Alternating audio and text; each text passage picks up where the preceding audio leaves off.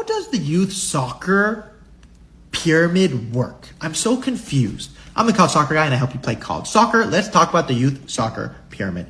So the youth soccer pyramid is really confusing, and I'm going to break it down into sections. If you go look at a couple other of my videos, you can see all the girls, you can see all the boys, and those are like sectioned in regards to what is the level based off of 1, 2, 3, 4, where they stand in the process, how to play college soccer. This video is a little bit more about like US club soccer versus US youth soccer versus ODP versus MLS Next versus Elite Academy. And I'm just going to show you the sections. And then of course, I'm going to address how that relates to college soccer. So the first thing and the easiest way to start, and we're going to call this the top of the pyramid, is, so editors, this would be like the top of the pyramid, is MLS Next. Now within MLS Next, there are different leagues, okay, that are affiliated to MLS Next. The second team, or the B team, is called NAL. So you've got MLS Next at the top. You've even got, actually I'm going to back this up. You've got MLS Next Flex at the very top. Let me start over. So at the very top of the pyramid, you've got MLS Next Flex. MLS Next Flex are basically MLS teams that are directly affiliated with the professional team, LA Galaxy, LAFC2, etc. There are a couple other teams that can float within the MLS Next Flex world, like Gosha and things, because they're such high-level teams. But that's basically MLS Next Flex. Then you have MLS Next, which are just MLS Next teams that are not affiliated with a pro team. And then you have, within this organization, NAL. NAL is like the B team. So the reason this is important is if you're a freshman or a sophomore in the B team of an MLS Next affiliate and you feel like there is movement between the NAL and the MLS Next, freshmen, if you're an 8th grade or freshman playing NAL, that is great. Because that means by sophomore year, you could be in MLS Next. And because you have to earn the right to get there, you're already in their system. So that's a great place to be.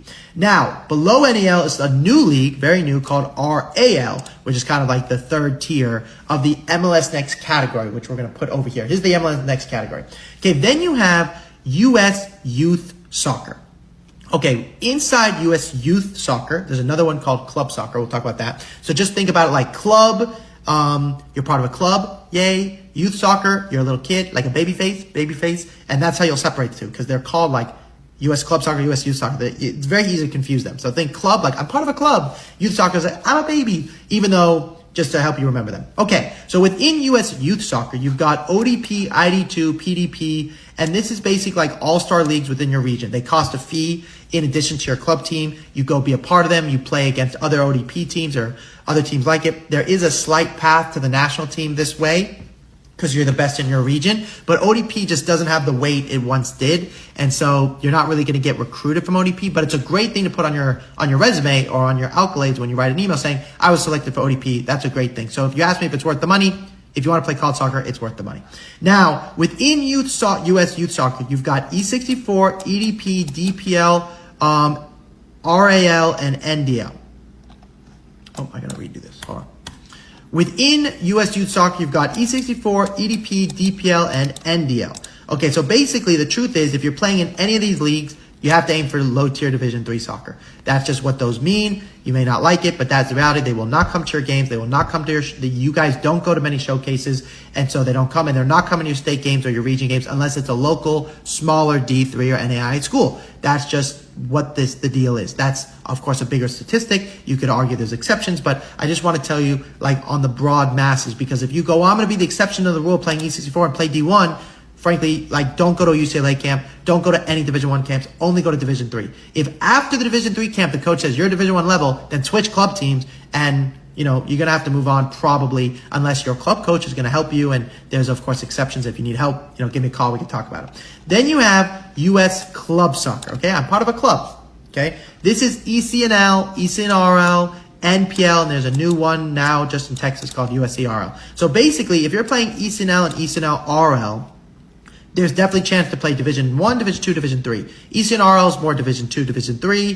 NPL is more D2, D3. And ECNL is D1, D2, D3. Now, it's super competitive to play Division 2, so I don't want to get that mixed up in there. Obviously, it depends on your grades as well. But the reason I bring this up is the college coaches don't care don't give a rat's ding dong if you're playing in U.S. club soccer and you're part of the club, or you're playing U.S. youth soccer and you're part of youth. They don't care. All they care about is what showcase they're going to. So you can be part of all these teams and go to Surf Cup, Jefferson Cup, Las Vegas. You cannot go to MLS Next playoffs though, or you can't go to ECNL playoffs unless you're part of that league. And that's where, of course, the most college coaches are recruiting from. So from that perspective, U.S. club soccer or U.S. youth soccer does not matter, but this is what's inside U.S. club soccer, so you have an idea. Then you have Elite Academy. Okay, so this is basically in the bigger tier system. You've got the MLS Next of the world, the ECNLs, the USL Academies, the ECNL RL, and the Elite Academies kind of over here, which you can see in this video over there. But it's to say that Elite Academies is kind of own thing. There's another thing on the East Coast called the Northeast Academy League, which is inside Elite Academy. And it's basically to tell you this: aim for D2, D3 soccer. That's the truth. If you have great grades, you could definitely play top academic D3. We have a student who's about to do that now and go to Williams. And they're playing Elite Academy and they're really good, but they just did switch to an MLS Next team and they're going to get way more exposure because of it. Now they got the interest from Elite Academy, but MLS Next has better exposure. And it's also just better when you write it in your email of every subject line. I'm playing MLS Next. It's a big freaking deal.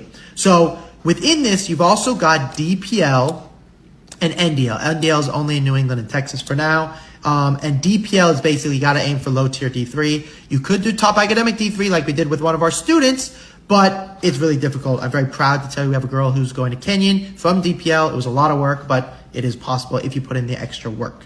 Then there's others. Then there's another section called USL Academy, which is like USL teams that often have USL 2 teams, which is like a semi-pro league for college players that youth players can be a part of. Then there's the UPSL, which is like another semi-pro league that youth players can also be a part of. And of course, I'm sure you guys will leave some comments with some others like Coast Soccer League or regional leagues within your area, the Sun Conference League in Florida. All of those, frankly, are low tier Division 3. For USL Academy and UPSL, you can play college soccer, but you just have to know you're not going to get a lot of exposure. But you could get really good video, better video than even in the other leagues. So as a summary, and editors, this is for you basically. This is how the pyramid's going to look. At the top of the pyramid, you've got MLS Next. Within MLS Next are these B teams. So, Mr. Editors, you go MLS Next, like put the pyramid, write MLS Next, and then say within MLS Next are these things. So MLS Next, top of the pyramid, and within MLS Next are these things. Then you've got US Youth Soccer, and you've got within that these levels, aim for Division 2, Division 3. Then you have US Club Soccer, which is the same. It's just like another section. So sorry, editors. If you want more help playing college soccer, give me a call. Links in the bio, and we can talk about what we need to do with your situation.